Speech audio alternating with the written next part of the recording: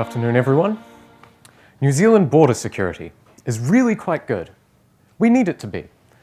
We're a farming nation, and it's very clear, especially in the news now, when we have examples like kiwi fruit growers taking class action lawsuits against the government. I forgot about that.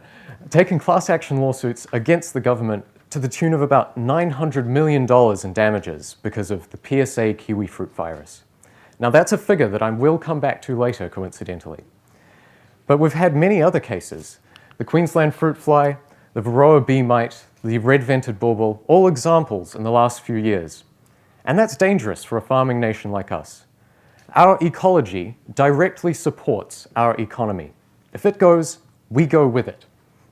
So we should really care what happens to our ecosystem.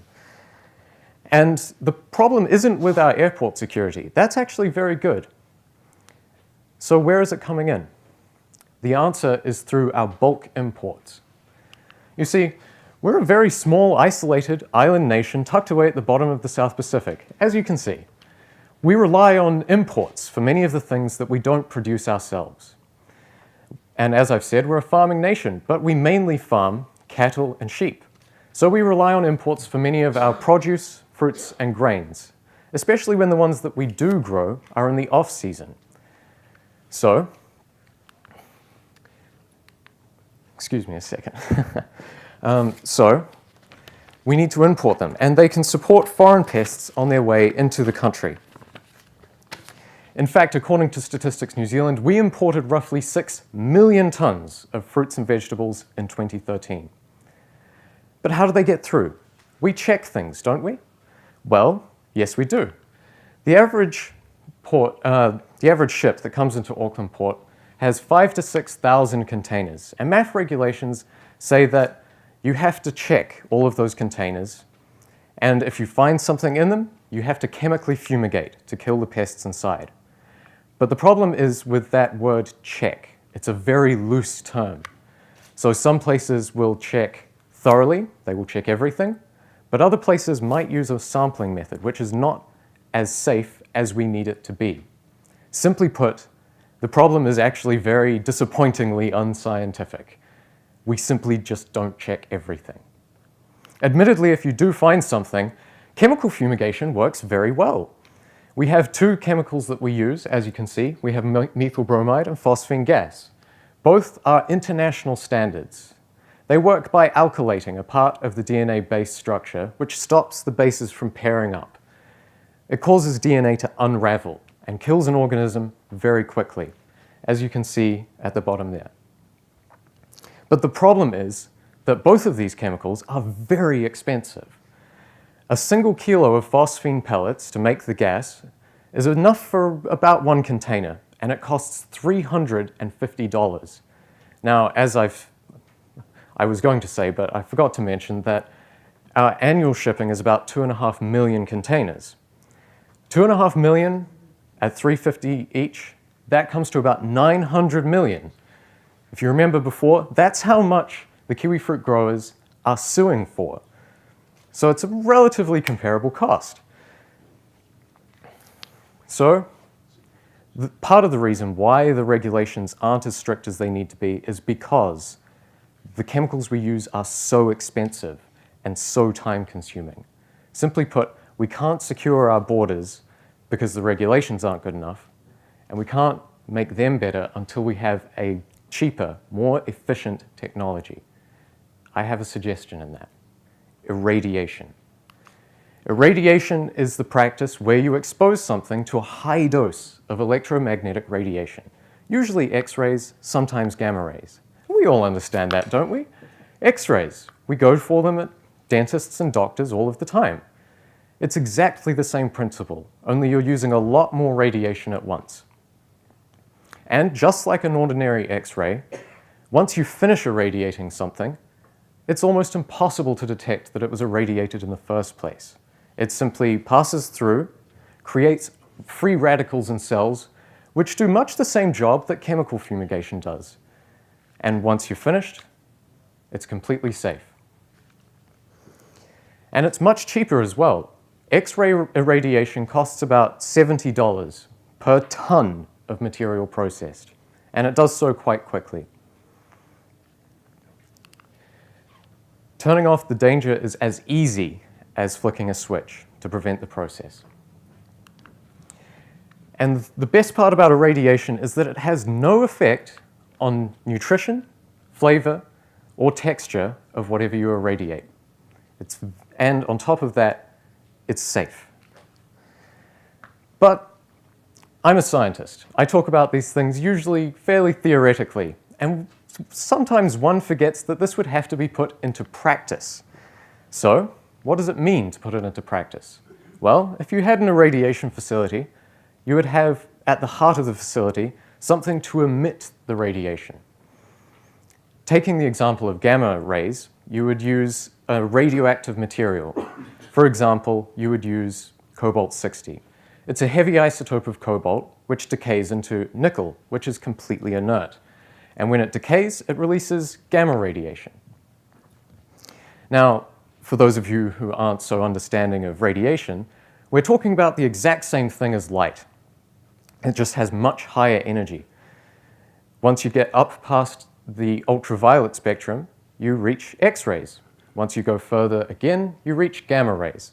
Now, the fact that they have higher energy means that gamma rays are able to penetrate much further into a solid object, which means that you can process a lot more at once. But one problem with gamma rays is that they are higher energy and they can do a lot more damage to whatever's there. X-rays, on the other hand, are a lot safer to work with, but they don't do the job quite as quickly. They do still get the job done. So, these are safe, sustainable methods, but there is one problem with gamma radiation. It's a really big problem. The cobalt-60 used is produced synthetically. It's not natural. It has to be made in a nuclear reactor. Nuclear reactors have the largest potential to do damage to the world's ecosystem, second maybe only to global warming. Simply put, it's downright hypocritical of us to consider using a technology which could damage someone else's ecosystem just to protect our own. So, I genuinely think that we will never use gamma radiation here in New Zealand. It's simply not fair. So that kind of leaves us with the one option, which is X-rays. Thankfully enough, X-rays are a lot easier to get hold of. We use them every day, as I've already said. All you need to do is put some electricity in, and hey presto, you have X-rays. And the fact that we here in New Zealand have a wealth of options for sustainable electricity is very handy because we have hydroelectric, we've got geothermal, wind power, solar power. In the future, we may even have tidal energy as well. Producing X-rays is very safe, very sustainable. We know how to do it, and we have for decades. So, it's a very good option. It's a very broad defense for our biosecurity. That way, we wouldn't need to check everything. We could simply irradiate everything that comes into the country. And if there are any exceptions to that, we can still chemically fumigate. It just gives us another more broad option to defend our borders.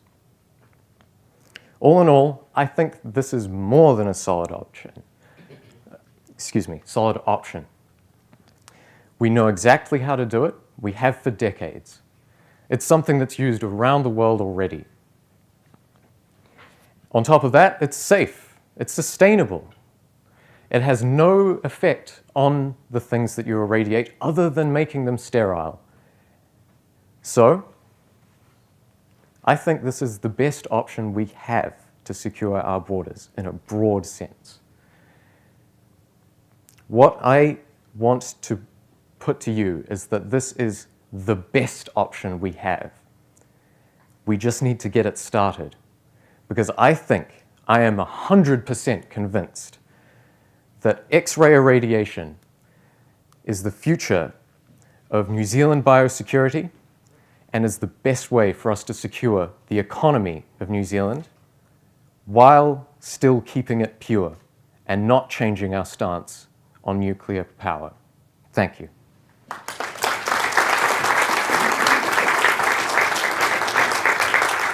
Thank you, James. Hi, James. How many containers a year, did you say? A little under 2.5 million. Okay. So you keep the stuff in the containers, or would you have to take them out of the containers to be x-rayed? For some things, you would be able to keep them in the containers. Other things, you would have to take them out and put them. What would you have to through a take conveyor. out? Well, one of the major issues is that irradiation has a big effect on plastics. So if you have things in plastic pallets, you would have to, take them out by hand. But you would still have to do that for chemical fumigation anyway, as far as I'm aware. And everything else can stay in the container and you x-ray it? Mm-hmm. And you said that x-rays weren't that efficient compared with gamma rays? Well, what level of efficiency are you looking at? If I was to quantify it, the reason that X-rays aren't quite as efficient is that you have to use energy. And the thing is that you lose efficiency whenever you have a stage of energy. And when I say it's less efficient, I mean comparatively. Compared to gamma rays, it's not nearly as quick. But it is still much faster than chemical fumigation. Have you costed the energy that you would need for this kind of operation? Mm-hmm. As I said, it's about $70 per tonne. And if we've got 6 million tonnes coming through of fruits and vegetables each year, it's probably about 350 million. So roughly a third of the cost of chemical fumigation. And why do you think it hasn't been done already? I think that here in New Zealand, we are incredibly radiophobic, I guess you would say. We hear radiation, and because most people don't really understand it, they assume things like Chernobyl or Fukushima and think that, all radiation is bad. And the truth is it's not. This is all around us all of the time. It's perfectly fine.